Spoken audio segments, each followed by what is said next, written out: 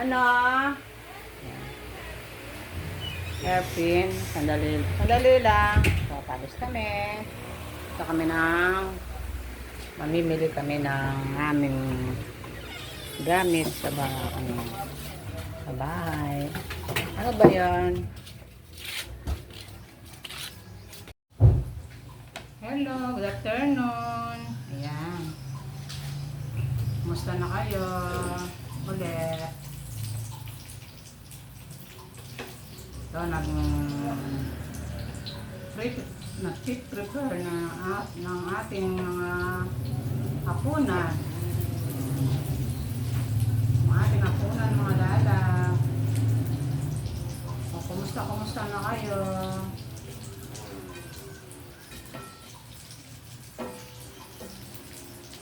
Nagluluto tayo ng mga lalat dahil pandagdag dun sa ulam na natira kanina.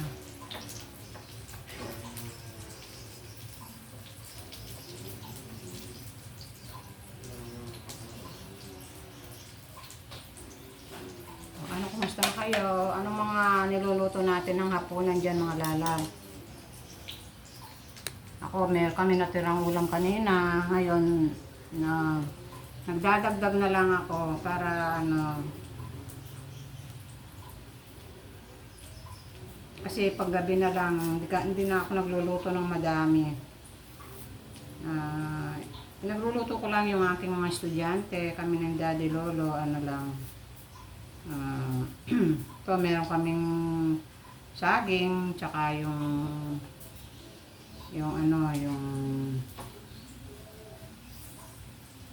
meron pa kaming nilagang kamote dito. Kasi pag gabi hindi kami masyadong nagpapabusog ni Daddy Lolo. Lalo na si Daddy Lolo. Dahil meron siyang sugar. Hindi siya pwedeng kumain ng sobra sa gabi. Fasting. Lalo na sa kanin. Kayo mga lalab, anong mga natin dyan, mga niluluto natin dyan para sa hapunan.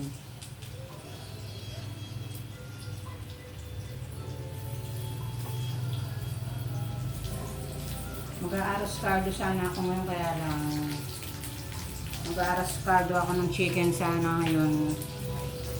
Sabi ko bukas na lang ng umaga para may almusal. Bukas ko na lang yung ating arrostado.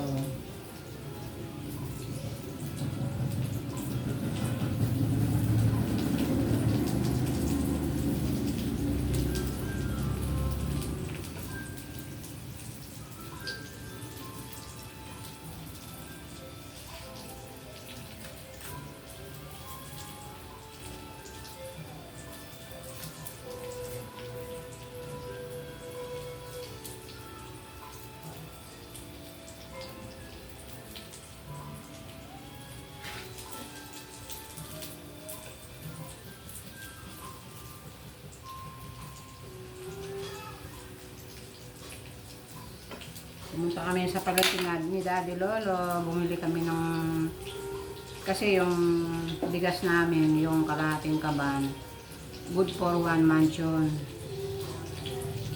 Bisan sumusobra pa yung sa isang buwan, yung 25 kilos.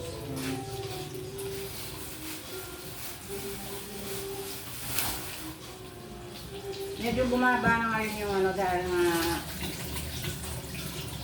ngayon anihan ng mga paday.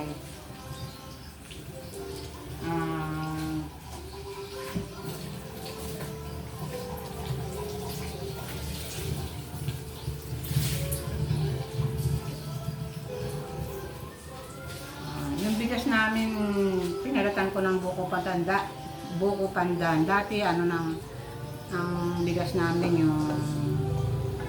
yung manyaman nasi, yung dinurado. Kaya lang mahal ewan ko ngayon kung magkano na. Lumipat ako sa sa buko pandan. Before, yung buko panda nasa 1,250, yung 25 kilo. Ngayon, ano na lang mga lalab, ano, 1,130 na lang yan. Bumaba siya kasi, ano ngayon eh, anihan ng mga palay ngayon. Itong buwan na to hanggang sa susunod na buwan. Kaya mababa ang ano, mababa ang mga bigas ngayon.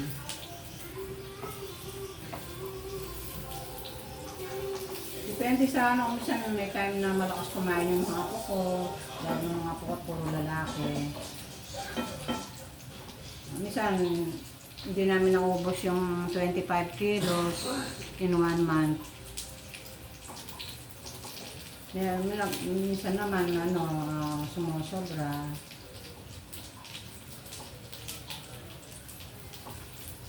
Ayan.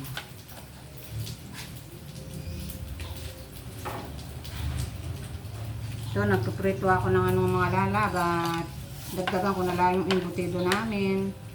Saka yung nagpiprito ko na lang ng itlog yung mga apo ko. Paggabi na lang, hindi ko na sila pinagluluto ng marami. Yung ano lang, yung tama lang. Ayan.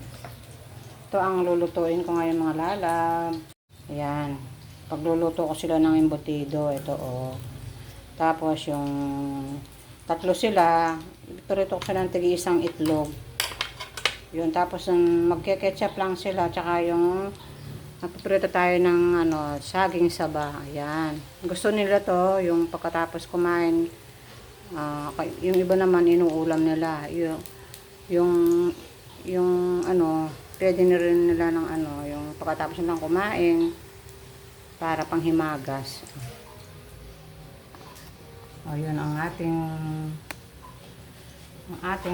luluto sa ating hapunan for today. Ayan. Yan, ito mga lalab. Ito ang ating nilutong hapunan ng ating mga estudyante. Yan. Yan, meron tayong embutido dito. Pritong sabang saging at egg. Yan. Ito lang muna ang luluto ko sa kanilang hapunan. Yan, sabi ko bukas na lang yung arroz caldo nila. Yan, gabi naman. Yan, ito ang kanilang hapunan for today. Hello, good evening po sa iyong mga lalab. Yan, nandito naman tayo sa ating kusina. Yan, nandito tayo. Nagluluto na naman ng ating hapunan. Ayan. O, kumusta na kayo? Ayan, for today's vlog mga lalab. Ayan, hapunan na ang ating na-intro ngayong oras na ito. Ayan, ito yung ating mga niluluto for today. Ito, nagluluto tayo ng pusit. Ayan. Maliliit lang yung pusit na nabili ko mga lalab. Kanina medyo malaki-laki siya. Siyempre, alam niyo naman yung pusit pag yung naluto na lumiliit sila, 'di ba? Sino nakaka-relate ng ganyan na pag nagluto ng pusit, ayun, lumiliit siya. Yan. Tapos ito, nagluluto din ako ng paksiw na bangus. Ayan, para sa amin ni Daddy Lolo. Ito sa aking mga apo to, yung tatlo kong apo. Alam ko, hindi nila bet itong paksiw na bangus. Kaya ito, ito ang ulam namin ni Daddy Lolo. Ayun, lalagyan ko siya ng talong. Yan, yung iniwang talong. Yan, paksiw na bangus. Yan. Isang bangus itong mga lalab, ipapaksiw natin. Yan. Malilit lang din yung mga bangus natin yan dahil mahal ang bangus. Yan. Yan ang ating hapunan for today. Ayan. Ayan, kumukulo na yung ating pusit. Ayan. Pero kung gustong-gusto ng mga po ko to, nilagyan tayo natin ng medyo matamis-tamis na mahanghang. Ay, mahanghang. Yung nilagyan natin ng konting suka. Hindi ko na siya nalagyan ng kamatis. Suka ang nailagay ko. Tsaka toyo. Yun, tsaka yung siyempre gisa natin siya sa luya, sibuyas, tsaka sa bawang. Yan. Yan ang ating for today's vlog mga lalab.